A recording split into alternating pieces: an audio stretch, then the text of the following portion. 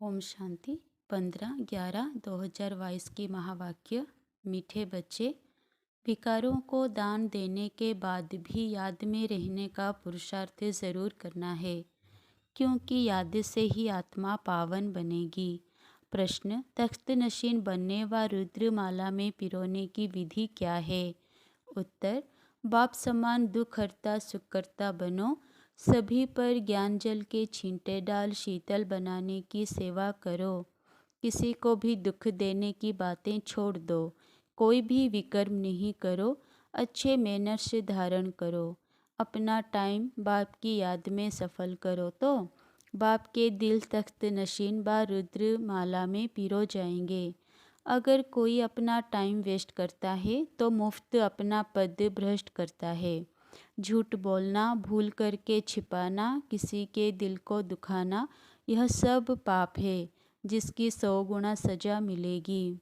गीत: ना वो हमसे जुदा होंगे। ओम शांति। यह है गोपिकाओं के गीत। कौन सी गोपिकाएं?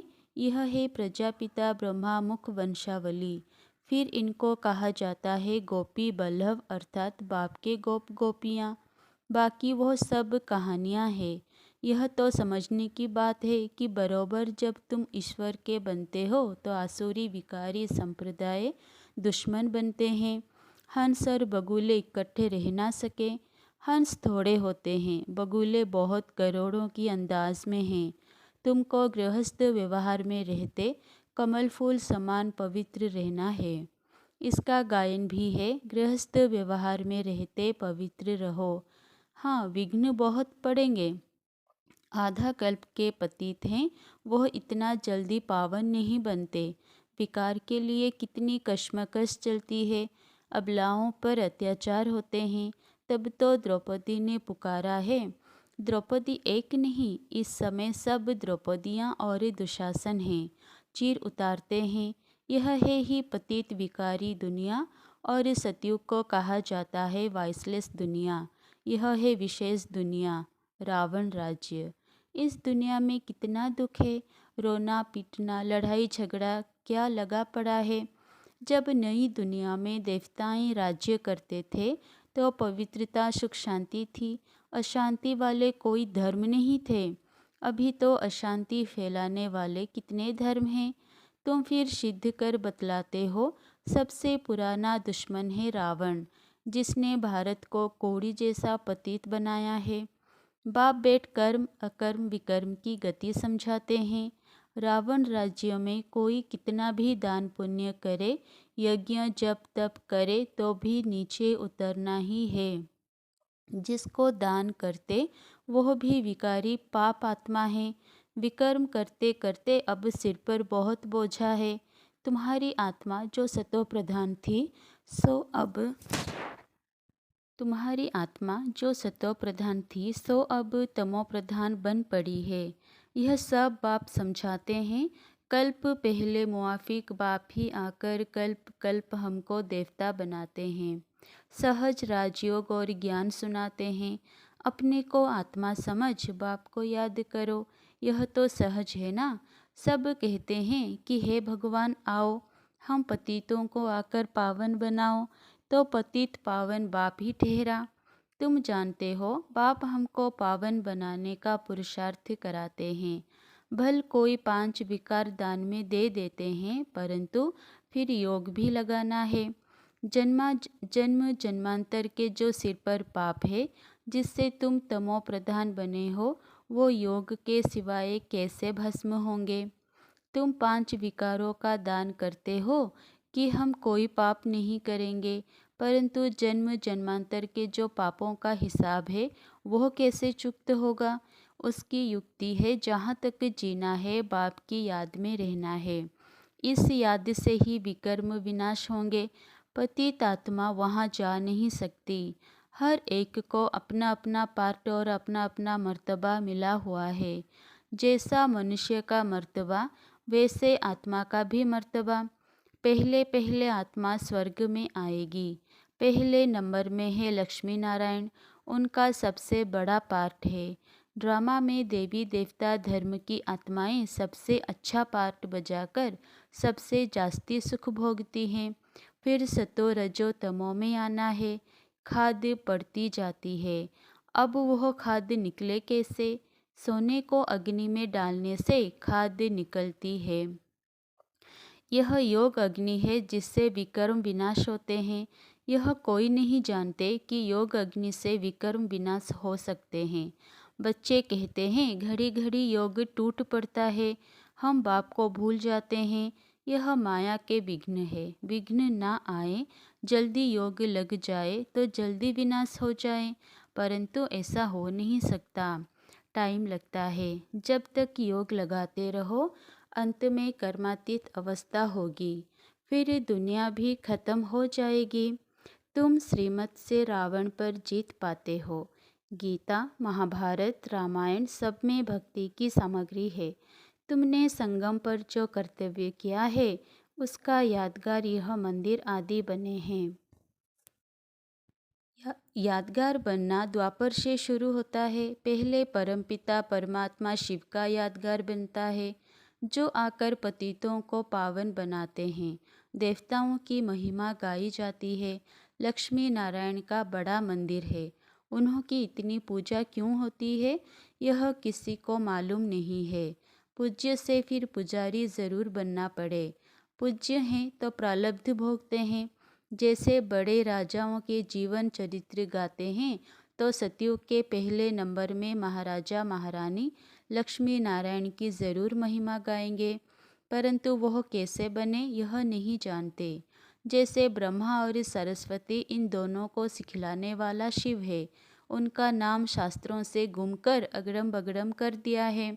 इन बातों को सेंसिबल बच्चे नंबरवार जानते हैं। यह ड्रामा चल रहा है। कल्प पहले भी तुम ऐसे बने थे जैसे अब बन रहे हो। यह झाड़ वृद्धि को पाता रहेगा, फल भी ज़रूर पकेगा। झाड़ को बढ़ने में टाइम लगता है। जब झाड़ तैयार हो जाएगा तो तुम देवी देवता बन जाएंगे, बाकी सबका विनाश हो जाएगा। तुम बच्चे अब पक रहे हो, कोई पूरा पकते, कोई कम, कोई तो तूफान लगते हैं।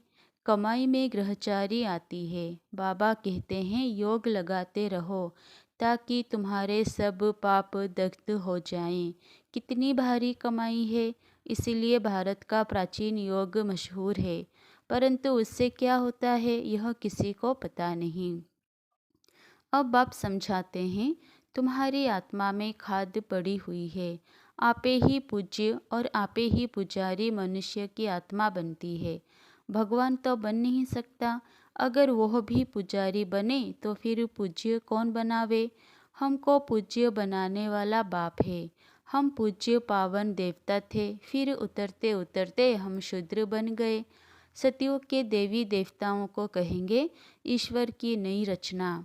गाते हैं मनुष्य को देवता किए। बाप समझाते हैं अच्छी तरह पढ़ो। बाप टीचर गुरु का काम होता है ताकीद करना, पुरुषार्थ कराना। बच्चे टाइम वेस्ट मत करो, मुफ्त पद भ्रष्ट हो जाएगा, फिर बहुत पछताएंगे। कहेंगे कल्प कल्प हमारी ऐसी अवस्था होगी, फिर कुछ कर नहीं सकेंगे। साक्षात्कार हो जाएगा, पक्का निश्चय हो जाएगा कि कल्प कल्प ऐसे दुर्गति को पाऊंगा। बाप समझाते रहते हैं यह नतीजा निकलेगा, फिर बहुत रोना पड़ेगा। जैसे क्लास ट्रांसफ़र होती है, नंबरवार बैठते हैं। हम भी नई दुनिया में ट्रांसफ़र होते हैं। ब्राह्मणों की माला गाई हुई नहीं है, रुद्र माला ही पूजी जाती है, परंतु यह किसी को पता नहीं है कि यह माला क्या है। ऊपर में मेरू दिखाते हैं, मेरू विष्णु है, ऊपर में फूल शिव बाबा है, फिर है माला। अब तुम ब्राह्मण पुरुषार्थ कर रहे हो, फिर रुद्रमाला में पिरोना है। इसलिए पुरुषार्थ ऐसा करो जो तख्त नसीन बनो। किसी को दुख देने की बातें छोड़ दो। बाप दुख हरता सुख करता है। अगर बच्चे दुख देंगे तो कौन समझेंगे? यह ईश्वर के बच्चे हैं। विकर्म करना अथवा जीवघात करना, झूठ पाप नहीं करना चाहिए। हार खाते हैं तो क्षमा मांगनी पड़े। भक्ति में भी कुछ हो जाता है तो तौबा तौबा करते हैं। यह ज्ञान मार्ग है, इसमें किसी की दिल कभी नहीं दुखानी है। ज्ञान का छींटा तो शीतल करने वाला है। यहाँ तुम बच्चे आए हो पढ़ने के लिए। पढ़ाई में मैनर्स अच्छे रखने होते हैं, यह भी पढ़ाई है। निराकार बाप पढ़ाते हैं, वह तुम्हारे अंदर की सब बातें जानते हैं। एक सेंटर से समाचार आया था, एक बच्चे ने भूल की तो धर्मराज ने सटका लगाया। यह बाबा को मालूम ही नहीं था। ऐसे बहुत हैं जो विकार में जाते हैं फिर सच नहीं बताते, अपने को बचाने के लिए भूल छिपाते हैं, परंतु शिव बाबा से तो छिप नहीं सकते। तुमको पढ़ाने वाला शिव बाबा है, उनको भी भूल जाते हैं। यह तो कमबख्ती कहेंगे। यहाँ किसी का भी झूठ व सच छिप नहीं सकता। यह बाबा कहते हैं, मैं अंतर्यामी नहीं हूँ, शिव बाबा अंतर्यामी है। बाप खुद कहते हैं, मैं निराकार सब जानता हूँ। यह तो साकार में है, मैं पुनर्जन्म रहित, यह जन्म मरण में आने वाला। तब तो इनको कहते हैं, तुम अपने जन्मों को नहीं जानते हो, हम तुमको सुनाते हैं। जो भी सूर्यवंशी घराने के हैं, उन सबको सुनाता हूँ। बहुत बच्चे छिपाते हैं, बाबा के आगे आते ही नहीं है। बाबा ने कहा है, इनसे मत छुपाओ, इनको सब कुछ सुनाओ तो माफ़ हो जाएगा। फिर भी मेरा बच्चा है, मैं तो सब कुछ जानता हूँ, इनको कैसे पता पड़े, इसीलिए सब इनको सुनाओ। आगे जन्म जन्मांतर का हिसाब तो मेरे पास जमा है, बाकी इस जन्म का जो है वो इनको सुनाओ तो मैं भी सुनूंगा। बाकी घर बैठे समझेंगे शिव बाबा तो सब कुछ जानते हैं, नहीं, वह तो भक्ति मार्ग में करते आए हो। अब तो मैं सम्मुख आया हूँ तो बताना पड़े, तब फिर सावधानी भी मिलेगी। बाप तो समझाएंगे, काला मुंह नहीं करना, नहीं तो बहुत सज़ा खाएंगे। पिछाड़ी का समय बहुत नाजुक होता है, बहुत सजाएं मिलती है। मिसाल भी तुम देखते सुनते रहते हो। पाप कभी भी सर्जन से छिपाओ मत, माफ़ वा करेंगे यह नहीं।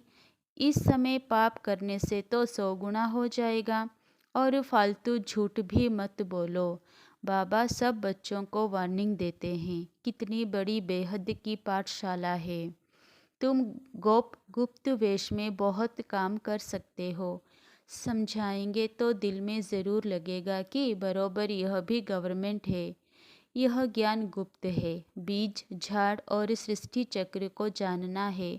यह 4 युगों का चक्र है, उन्होंने फिर चरखा रख दिया है। तुम हो बीके पांडव सेना, वो हो कोट ऑफ आर्म्स में ले जाना चाहिए। चरखा चलाने से सत्यमेव जयते होगी क्या? यह तो सृष्टि चक्र की बात है, तुमको डरना नहीं चाहिए। गुप्त वेश में तुम कहाँ भी जा सकते हो। बहुरूपी के बच्चे बहुरूपी होने चाहिए, परंतु बच्चों की बुद्धि में आता नहीं है। थोड़ी ही सर्विस में खुश हो जाते हैं, दिमाग एकदम आसमान में चढ़ जाता है। अजून तो बहुत काम करना है, किस्म किस्म से पुरुषार्थ करना है। बाबा अनेक पॉइंट्स देते हैं, यह ज्ञान यज्ञ तो चलना ही है। हर एक पंथ वालों को बुलाते रहो, राजाओं को भी बुला सकते हो, कॉन्फ्रेंस भी कर सकते हो। जैसा आदमी वैसा वैसा कार्ड छपाना पड़े। आकर समझो यह सृष्टि का चक्र कैसे फिरता है। आओ तो हम आपको परमपिता परमात्मा की और 5000 वर्ष की जीवन कहानी सुनाएं। वंडर है ना? अच्छा, मीठे मीठे सिकिलधे बच्चों प्रति माता पिता बाप दादा का याद प्यार और गुड मॉर्निंग। रूहानी बाप की रूहानी बच्चों को नमस्ते। धारणा के लिए मुख्य सार 1 नंबर, पावन बनने के लिए जब तक जीना है माया के विघ्नों की परवाह नहीं करनी है। नंबर 2, सभी पर ज्ञान के छींटे डाल शीतल बनाने की सेवा करनी है। किसी की दिल को कभी भी दुखाना नहीं है। बाप समान दुख हरता सुकर्ता बनना है। वरदान, सोमान में स्थित रहो, देहभान को समाप्त करने वाले अकाल तख्त नशीन अकाल मूर्त भव। संगम युग पर बाप द्वारा अनेक सोमान प्राप्त हैं। रोज़ एक नया स्वमान स्मृति में रखो तो स्वमान के आगे देहभान ऐसे भाग जाएगा जैसे रोशनी के आगे अंधकार भाग जाता है। ना समय लगता ना मेहनत लगती। आपके पास डायरेक्ट परमात्मा लाइट का कनेक्शन है। सिर्फ स्मृति का स्विच डायरेक्ट लाइन से ऑन करो तो इतनी लाइट आ जाएगी जो स्वयं तो लाइट में होंगे लेकिन औरों के लिए भी लाइट हाउस हो जाएंगे। जो ऐसे स्वमान में रहते हैं उन्हें ही अकाल तख्त नशीन अकाल मूर्त कहा जाता है। स्लोगन: अपनी स्थिति ऊंची बनाओ तो परिस्थितियाँ छोटी हो जाएंगी। अच्छा, ओम शांति।